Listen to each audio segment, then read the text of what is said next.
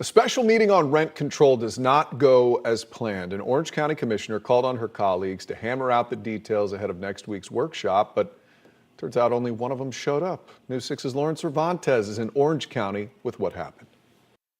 The meeting ended up being a one-hour discussion between Commissioners Emily Bonilla and Myra Uribe, the only two Orange County commissioners in attendance. It definitely would have been better to have more commissioners here to weigh in because then it would have saved more time during the BCCs. Orange County Commissioner Emily Bonilla commenting following a meeting she called where only 2 of 6 commissioners showed up. Bonilla's office says the goal was to have a discussion on rent stabilization in the hopes of saving time during next Tuesday's board meeting. However, it was only Commissioner Myra Uribe that came to the meeting. Bonilla says they were able to use the hour to discuss questions both had regarding the rent cap ordinance, but says there are still big questions out there, like what that cap will be. The cap, what is that going to look like? We really didn't get to decide that before. Just last month, Orange County held a special session to discuss possible rental solutions.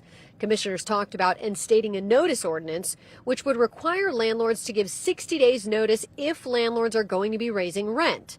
The big topics centered around a rent stabilization ordinance, which would put a cap on the amount by which landlords are allowed to raise rent on tenants. So what we did today was I was able, without disrespecting her proposal, by saying, hey, I have an issue with this. And if we're going to start talking units and tenants, and when legally are we able to actually set that rule and set that bar, those are very viable that we may not be able to have such a candid one-hour conversation on that topic. So I think it was worth it. Next Tuesday's meeting will be the next workshop on rent stabilization. For now, in Orange County, I'm Lauren Cervantes getting results, News 6.